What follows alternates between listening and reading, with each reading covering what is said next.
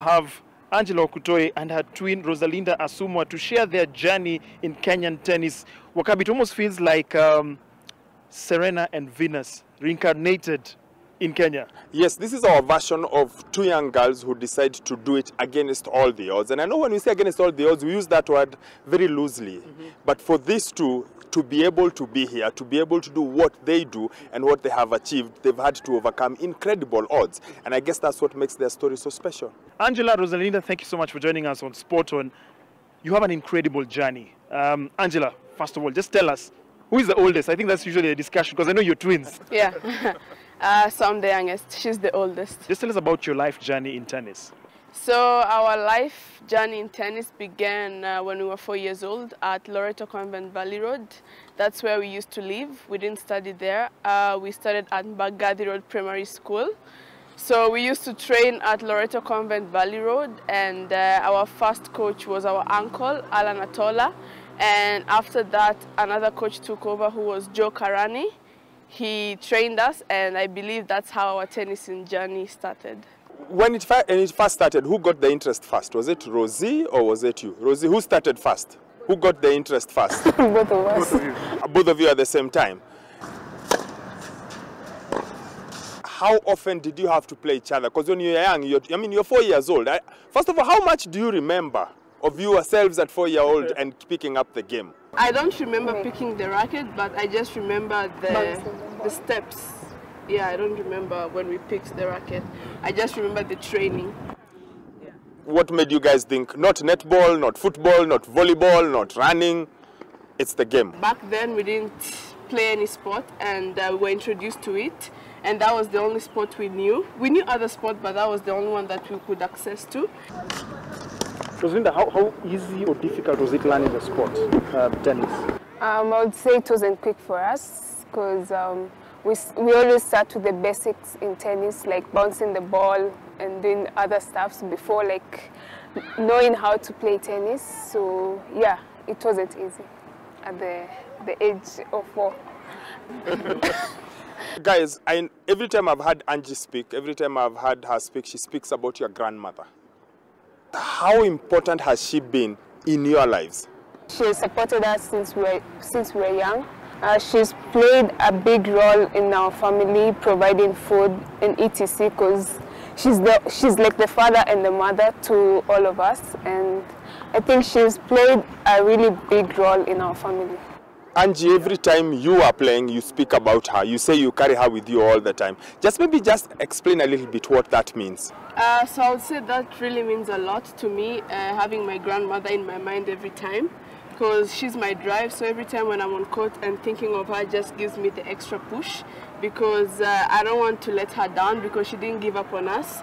So I want to do this for her and for myself, and her being in my mind every time pushes me, which is something good. At least having someone who you know has sacrificed a lot for you, and she's someone who's driving you to do what you do is something special, and yeah, I'm doing it for her also. I get a sense that both of you came from a very difficult background.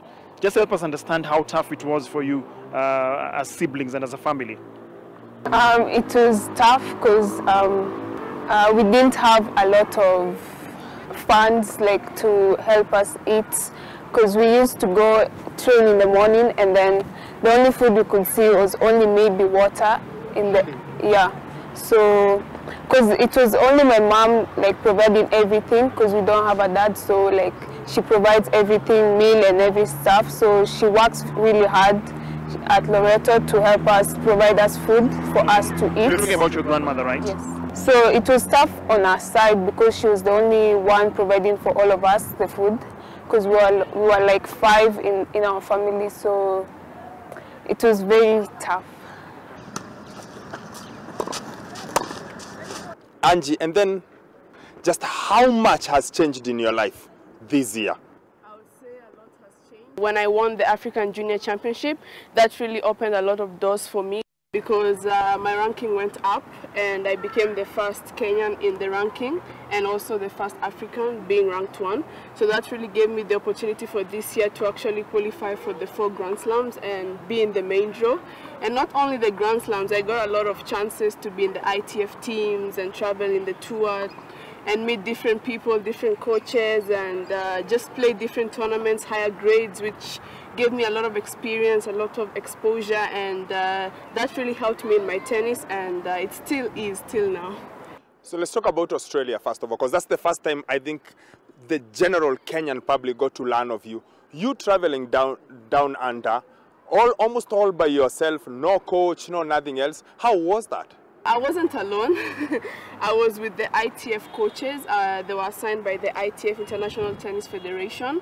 So I wasn't really alone, but I would say I was alone because I didn't know them and I didn't know the team who were with me. So it was a bit different, but as the days kept going, I felt comfortable and the coaches were really nice together with the teammates. When you came back to Kenya and you'd promised that if you're going to compete in one of the other Grand Slams, you'd do something, and you actually did. How did it feel for you when you won the doubles? It felt really nice. It was my goal ever since I was young to just be in a Grand Slam and to just be there, but winning it felt even more special.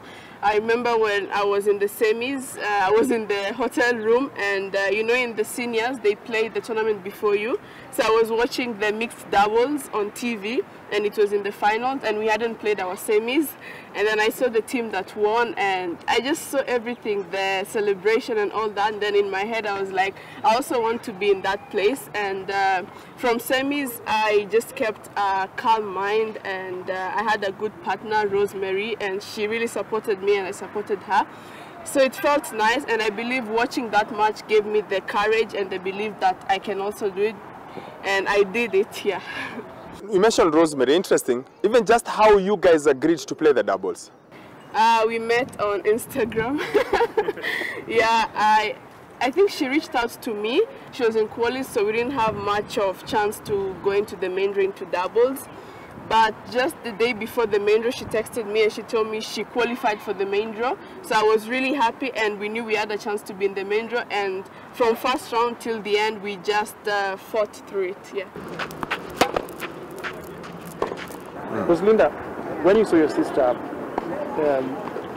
course in Australia and Wimbledon, I know she also reflected on her performance. She said you play a very key role in supporting her.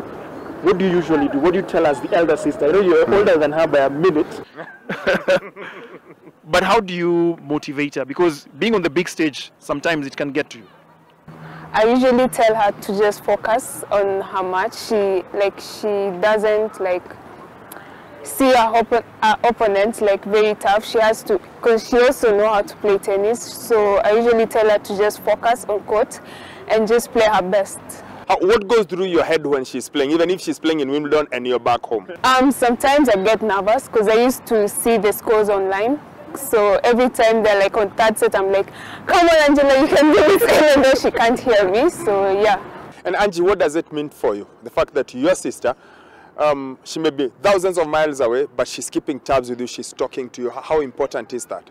It's really important, and I believe that gives me a motivation to keep going, because they wake up so early to see the live score, and that's something good. At least they care about me.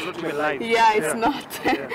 But even though it's not live, they usually ask me, how did it go? And even though I lose or win, they always encourage me, and they just tell me, you have a next time, just practice and keep a positive mindset, and just focus on the next tournament. Yeah. You made history for this country. You are the first Kenyan girl to step up, Kenyan boy or girl to step up and win at the All England Club. How does that make you feel? It makes me feel nice and happy at the same time. But I'm just happy that I'm able to inspire the young ones and just show them that anything is possible. Because right now, even they don't come from a well-off family, but they're practicing. Like most of them here, they don't come from a rich background, and I also didn't come up from a rich background. And just me being able to show them that it doesn't matter where you come from, but just having the right mindset and believe that you can also do it. I mean, everything is possible. You can achieve it. Come. Rosalinda, you've also won several titles locally and regionally as well. What do you think needs to be done to take Kenyan tennis to the next level? Because you and your sister are playing a very central role. Some would say you are at the forefront currently in taking the sport forward. What do you think needs to be done to help have that catalyst that will take us to a higher level? To put a lot of tournaments for children to play, like maybe they can't afford money to go play outside. Maybe they just put some local tournaments here in Nairobi so that they can play maybe improve their tennis while they play tournaments here in Kenya. We have seen a lot of tournaments being hosted in Kenya. So are you saying you'd prefer more focus on the age group as opposed to now your level and above? Yes. Angie, your life has changed a lot. Australia, now you're doing corporate events, corporate talks. How has that changed? Now, what have you had to do to adapt to the new demands, if I may call them that, of being famous? Well, I would say changing my mindset, and at the same time changing my schedule, because now I believe my schedule isn't the same. I have to change a lot of my training time and have time for the corporate events or any other event that's coming up. How do you keep yourself grounded? How do you ensure that you still remain focused on something that you love and care for? For me, I see myself as just an ordinary person, because even though when I work here, they know me, but they don't tell me. Like, I don't feel like I'm that big. So it's true. I don't see it that way. So I believe it's not really in my head now, and which is something good, because I know if it gets into my head, I won't be able to do anything. I'll feel like I'm too big for the rest. But I'm happy that I'm just keeping my mind, just like the person who didn't achieve all this, and just being focused and and the same person as who hasn't achieved a lot of these things. When you look back to that journey you took to Burundi many years ago, are you surprised that you're able to do it at that young age? Yes, I am surprised. Yeah. How was it? I traveled alone, and she was crying, I remember. And I was crying too, but at the plane. And I was really scared because that was my first time in a plane. I didn't really know much, but I'm grateful to KQ. They actually took really good care of me, and I had assistants. Yeah, so they were helping me until when I landed, and they handed me over to the person on the other side. So it wasn't really scary. It was really a good first time flying. Yeah. But now there was issues later on in terms of political strife in Burundi. How was that for you at that particular time? Because you had to come back to Kenya. Yeah. So it was tough, not only for me, but for everyone who was there. So we had to lock ourselves in the house because there were a lot of shooting actually around the area. So we had to stay on lockdown, let me put it that way. And we had to be every time laying down on the low because guns, yeah, were laying down. So there was a time we got a chance to actually drive out, and we went to Rwanda. So we stayed in Rwanda for, I think, about 2 weeks. How many were you? We were like 10 or 12. We were a lot, and like 3 coaches or 2 coaches, yeah. So we had to go to Rwanda, stay there for like 2 weeks and train there. And then from there, that's when everyone just went back to their countries. Rosalinda, I'm sure it must have been very tough for you and the family at that particular time. I can't imagine your sister is in a foreign country, and then suddenly there's civil strife. How difficult was it for you as a family during that time? It was difficult for us because we didn't know where she went, because she went alone, so she was alone there. So like we were every time calling the coaches to ask if Angela, she's doing well. Looking back, that was what, 8 years ago, Angie? 8, 9 years ago when you left Kenya to Burundi. Next year you leave Kenya, this time to the land of plenty. What do they call Uncle Sam's land? The land of the free. The free. And the land of opportunity. Yes, yeah. And to university. How much are you looking forward to that? I'm happy and excited, but at the same time, I have a goal for myself, and that's what I'm going to achieve. And I'm happy that I chose Urban University. I actually went to visit the school, and I picked it because the school and the team, they have the same goal as me. The coaches and the players, the coaches want to take the players to the professional tour, and also the players have the same goal. So it's a really good environment to be in. We can all support each other. And it's a famous school. You know, Charles Barkley, the famous NBA player, went to school there. So it's a school that's famous for producing sportsmen at the very top. And also, if you think about it, US tennis has produced quite a number of players at the Grand Slam level who've come from colleges. So you're on the right path, aren't you? Yes, I am. Angela, of course, yeah, in your sport, you've got an opportunity to interact with some of the top players around the world. Which player do you fondly remember meeting and you couldn't believe it? And what did they tell you? What nugget of advice did they give to you? There are a lot, but the one who at least talked to me was Iga Swiatek. Yes, she was the only one who just told me good luck after I lost my singles. Which was good. At least I took that positive thing and I implied it into my doubles, and look what happened. I mean, she didn't know I lost, but she still told me good luck, you see? Yeah.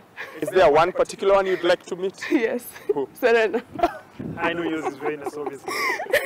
The Williams sisters, they've been very key in the growth of the sport, especially among women. We watched the movie that that was released recently. The Richard. Yes. How did you find it for you? I'm sure there's a lot of parallels that you'd maybe draw in your life story. The story was so touching because they also came in a lower background as me and Angela. So I would say maybe what I've learned in that movie is just believing in yourself that you can make it in life. How do you keep yourself going? Because you obviously, just like Venus, you have a more now famous sister who's doing great things. How do you keep yourself as Rosie, keep yourself going? Even though Angela is playing in the big tournaments, I always believe in myself that even though I play in the local tournaments, I'm also winning in these local tournaments, and maybe one day I'll also go there and play in the big tournaments. You guys train together when she's home? Yes. Who normally beats the other? And you don't have to be nice to her. It's okay. In training or In match? training, yeah. Sometimes me, sometimes her. Both of you actually played against each other in a tournament? Yeah, but long time. When was that? And what was the result? Who won? Maybe big sister let small sister win. Maybe. You train together. What's your typical training program? Like if you're preparing for a championship, for us to understand how intense it is. Let's say if I have a tournament next month, let's say January, and we're in December, or we're in November. So the training from that month in November, it's really intense because I have to be at my peak, so I have to train really hard. So it's usually the same timetable from 7 to 10 in the morning and afternoon from 1:30 to 4. Always the same. But when it's like December and January is the tournament, my load reduces because if I'm going to the tournament, I have to be at least fresh. I don't have to be that much tired. So my load reduces. But if, let's say, the tournament is in January and I'm practicing in November, my load is really tough because I have to be at my highest. Yes. Who speaks more? Who's the more talkative of the other? It depends on. If it's interviews, it's me. Other things, it's her. Who's the quiet one? Oh. Who gets into the kitchen? No. I like that one. How would you rate her cooking out of 10? I would say 8. 8. How would you rate her cooking? 5. Who likes to wake up early? Who doesn't like to wake up early? Doesn't. I like, because I wake her up. If it's an early morning thing. Who is the dancer of the two? Both of you. Favorite music? One song, like if you're preparing for a tournament or if you're just about to start a tournament, that you always have to have it on repeat. For me, I don't have any specific favorite thing. I'm neutral. Okay. But I listen mostly to Afrobeats. Afrobeats. Yes. Okay. Nadal or Djokovic? Nadal. Djokovic. Djokovic. Why Djokovic? I like his motive on court, and yes. It's flexible. Oh yeah, flexible. Clay or grass? Clay.